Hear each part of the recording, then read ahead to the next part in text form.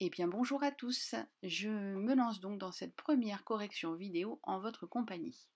Il faudra donc être indulgent. On commence par la géométrie, donc il n'y a pas de correction à proprement parler puisqu'il s'agissait de reproduire un pavage sur le fichier. On commence avec un exercice en orthographe et l'accord dans le groupe nominal. Alors je vous rappelle de quoi est composé un groupe nominal. L'élément principal c'est le nom, précédé d'un déterminant et accompagné ou pas d'un adjectif pour qualifier le nom. Ça va nous permettre de réaliser l'exercice où on vous demande de donner le genre et le nombre du groupe nominal. Cette incroyable histoire, on va passer un peu plus de temps sur celui-ci et puis après on ira plus vite. Donc histoire, cette histoire, c'est un nom féminin, le déterminant est au féminin, donc le genre est féminin. Cette est aussi un déterminant au singulier, on peut dire celle-ci, celle-là, une histoire, il n'y en a qu'une, c'est au singulier. Des livres épais, le nom est livre. Des livres, le déterminant est au pluriel, donc le nombre pluriel, et on dit un livre, donc le genre est masculin. Vous le voyez avec l'adjectif qui est épais. Si c'était au féminin, ce serait épaisse. Un beau dessin, le nom est dessin 1, donc c'est au masculin. Au singulier, il n'y en a qu'un.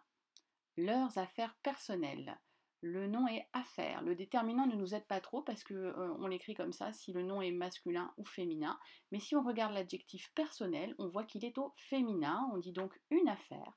C'est au féminin. Leurs affaires, DS partout, la marque du pluriel, c'est donc au pluriel pour ce groupe nominal. Une fête réussie. Le nom est fête, une fête. Donc ça nous donne l'indication du genre féminin. Et une seule fête. C'est donc au singulier.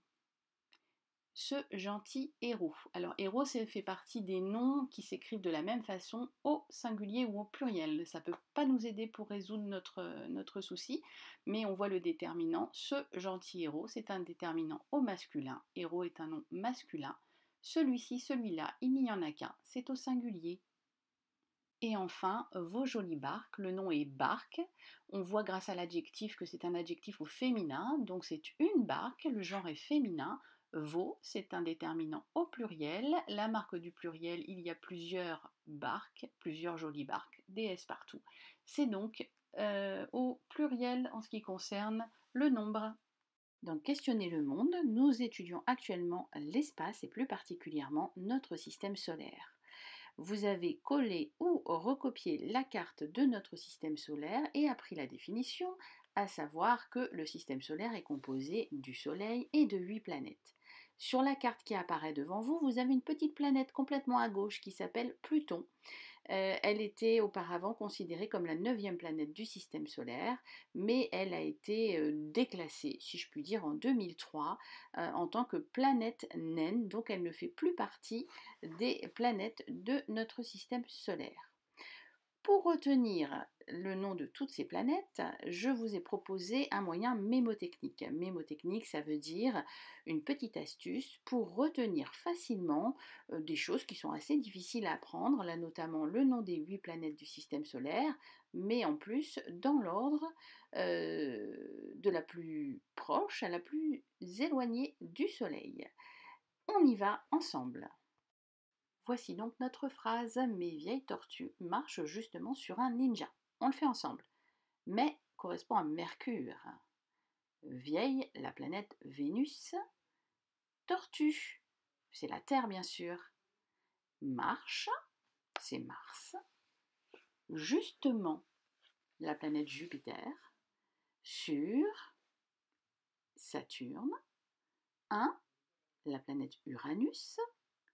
Ninja, qui correspond à Neptune, la dernière et la plus éloignée de notre système solaire. Et voilà, vous serez dorénavant incollable. Alors, en lecture et compréhension, vous deviez lire les pages 41 à 45 du livre et répondre à plusieurs questions. La première chose, il fallait recopier la phrase qui montrait que Fado se déplaçait très vite dans l'eau. Donc cette phrase, vous êtes beaucoup à l'avoir trouvée. C'est la phrase il fendait l'eau comme un trait d'argent. Et là, ça revient à une notion que l'on est en train d'étudier en ce moment sur le sens figuré et le sens propre. Fendre l'eau, c'est-à-dire qu'il allait si vite qu'il coupait la vague en deux, comme un trait d'argent, c'est-à-dire qu'il va tellement vite qu'on ne voit qu'un trait argenté puisque sa peau est de couleur argentée. Donc ça, c'est le sens figuré pour dire qu'il allait très vite. Il fallait ensuite cocher les fins de phrases qui correspondaient à l'histoire. La première, Lydie se mit à pleurer car Fado ne l'écoutait pas, bien trop occupé à nager. La deuxième, Fado est surpris que Lydie ait envie de l'embrasser parce que comme tu as pu déjà le lire, personne n'ose le toucher parmi les enfants de son âge. Voilà les questions auxquelles il fallait répondre après cette lecture. Et il nous restait enfin la conjugaison et l'imparfait des verbes fréquents que nous travaillons en ce moment.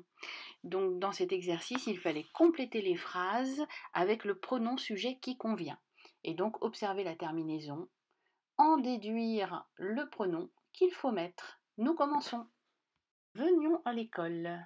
Le verbe venir à l'imparfait est une terminaison IONS qui correspond donc à la première personne du pluriel. Nous venions à l'école. Voyez un nid de merle. Cette terminaison si particulière IEZ du verbe voir conjugué à la deuxième personne du pluriel à l'imparfait. Vous voyez un nid de merle. Prenez le café. Le verbe prendre à l'imparfait, vous avez la terminaison au pluriel AIENT, c'est donc forcément il ou elle prenait le café. Faisiez vos devoirs. IEZ pour le verbe faire qui sera donc à la deuxième personne du pluriel. Vous faisiez vos devoirs. Allait à la mer. Le verbe aller conjugué à l'imparfait, une terminaison AIT qui correspond à la troisième personne du singulier. Il, elle, on allait à la mer. Lui disait adieu. Là, nous pouvons mettre deux pronoms, je ou tu. En effet, les terminaisons pour le verbe dire à l'imparfait, pour les personnes je et tu, sont exactement les mêmes. AIS, je, tu lui disais adieu. Et enfin, ne pouvait pas s'endormir, toujours la marque du pluriel, AIENT, il ou elle ne pouvait pas s'endormir. Et voilà ce qu'il fallait faire pour nos terminaisons à l'imparfait.